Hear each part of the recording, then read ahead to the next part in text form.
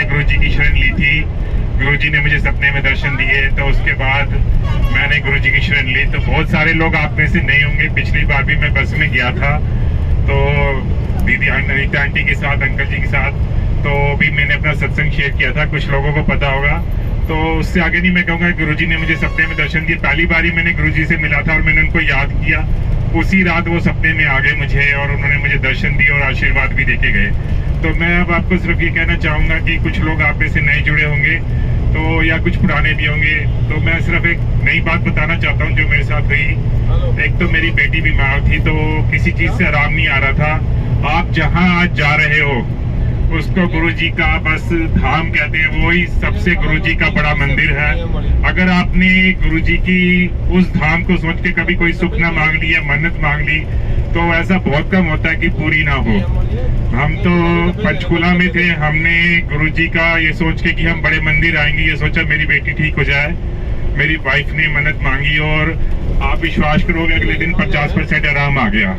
फिर मेरी sister in law भी गुरुजी को मानते हैं, तो उन्होंने एक गुरुजी का एक बहुत फेमस उपाय है, उपाय क्या गुरुजी के एक बहुत फेमस है, वो सब करते हैं लोग। आधे से ज्यादा आप अभी बड़े मंदिर में जाएंगे तो लोग देखेंगे पीतल का लोटा ब्लेस करा रहे होते हैं। तो मैं आज आपको ना, बहुत सारे लोगों के मन में बहुत शंका होगी, आपको आज सिर्फ पीतल के लोटे के बारे में मैं सॉरी पीतल तांबे के लोटे के बारे में बताऊंगा। तांबे का लोटा अगर आपने में से कोई यूज करना चाहता है या कुछ भी करना चाहता है, बहुत सारे सत्संग, किसी भी बहुत कम लोगों को सत्संग को पता है, क्योंकि गुरुजी आप डिवाइन फॉर्म ले चुके हैं, समाधि में है, तो बहुत सारे लोगों को पता ही नहीं है कि कैसे करना होता है, क्या करना होता है। तो मैं सिर्फ तांबे के लोटे के बारे में आपको आज बताऊंगा। तांबे का लोटा लेके उसको आपने कभी यूज नहीं करना है। अगर आपने गुरुजी से ब्लेस कराना है, आपने तांबे का लोटा लेना है और उसको कभी डिटर्जेंट से नहीं धोना है, भूल के भी डिटर्जेंट नहीं लगाना उस पर। उसको जब भी आप लाएं, नमक ले लें, नींबू ले लें, उससे उसको धोएं। धोने के बाद कोरा रखें, उसको बिल्कुल यूज ना करें। आपके पास अगर घर में भी आप उसको ब्लेस कर सकते हैं, अगर गुरुजी का स्वरूप है उनके सामने रखे, या चंडीगढ़ में आप सब लोग रहते हैं तो शिव मानस मंदिर है, वहां से ब्लेस करा सकते हैं। लेकिन अब आज बड़े मंदिर जा रहे हैं और कुछ भी से हैं, तो वहां से भी आप ब्लेस करा के ला सकते हैं। अधिकतर लोग आप देखेंगे, बहुत सारे लोग लोटे को ब्लेस करा रहे होंगे, और यही नियम है, कभी उसको बिना यूज किए ब्लेस कराना होता है। और जब आप घर में ले जाएं तो अब भी आपने भूल के भी कभी भी डिटर्जेंट से नहीं धोना है लोटे को, या तो राख से धोना है या नींबू से सिर्फ, या नींबू नमक से धोना है। उसको भूल के भी डिटर्जेंट नहीं लगाना है। और उसके बाद गुरुजी का नाम लेके आपके घर में जो भी फिल्टर वाला पानी है या रनिंग पानी है, उसको भर के गुरुजी के सामने रखें और अगले दिन उसको एक रात रहने दें, अगले दिन सुबह उसको पिए। ऐसा है कि गुरुजी के लोटे के सत्संग बहुत ज्यादा हैं। एक तो मैं आपको छोटा सा चल रही थी, वो गुरुजी के पास गए तो गुरुजी ने कहा भी 4 दिन बाद आना, तांबे का लोटा लेके आना।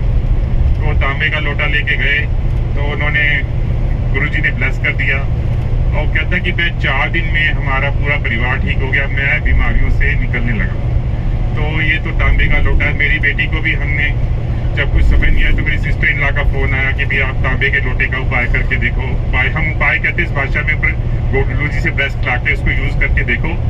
तो हमने वो करके देखा, साथ साथ हम दवाइयाँ भी चलाते रहे। ऐसा नहीं दवाई नहीं चलाई हमने, थोड़ी बहुत जो दवाइयाँ चल रही थी वो भी चलाई। तो बहुत ज़्यादा मेरी बेटी को आराम आ गया और अब वो काफ़ी ठीक है, बिल्कुल ठीक ही है ऑलमोस्ट। पर हम खाने का तो जो भी परहेज है वो तो साथ साथ करना ही है। दूसरी बात मैं बताना चाहूँगा आपको अपना एक पर्सनल चीज़, थोड़ा टाइम ज़्यादा लग रहा है दीदी कहेंगे, लेकिन बता आपको, जैसे दीदी ने कहा आपको सत्संग में अपने प्रश्नों के जवाब मिल जाएंगे। ये प्रश्नों के जवाब तभी मिलते हैं जब आप अपने अंतर मन में सोचो कि आप क्या सोच रहे हो। आप सत्संग में जा रहे हो, आपको यही नहीं पता आप क्या सोच रहे हो या आपके मन में क्या प्रश्न उठ रहे हैं, तो आप सत्संग में जाके कैसे आपको पता चलेगा कि आपको क्या जवाब मिला है। पहले आपको अपना प्रश्न पता होना चाहिए, तब आपको आपका जवाब मिलेगा। मैं आपको इसमें बताता हूँ, मेरे मन में ना बड़ा द्वंद चल रहा था। मैंने आपको पता, मेरे पास मैंने 4 गुरु धारण कर रखे हैं, 4 गुरु, और 4 गुरुओं से नाम ले रखा है। चारों के मंत्र जाप करता हूँ मैं, और मैं गुरुजी का भी मंत्र जाप करना शुरू किया। तो मैं अपने गुरुजी का मंत्र जाप करना भूल गया। तो मैं सत्संग में बैठा, अब मुझे पंजाबी ज्यादा नहीं आती, तो सत्संग में जब वो शब्द चल रहा था ना, तो एक शब्द में ये आया कि जो जिस सिमरन ने तेरी जिंदगी चलानी है वो तो उसको तू करना भूल गया।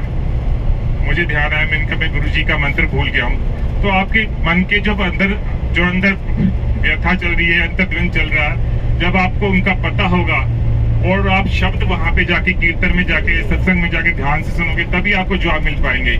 आप ये कहोगे भी मैं गया था जी, मुझे तो जवाब नहीं मिला, तो ऐसा नहीं है। कोई गुरुजी चमत्कार करते हैं। आप जो भी आपने कहना है गुरुजी को कहो सीधा।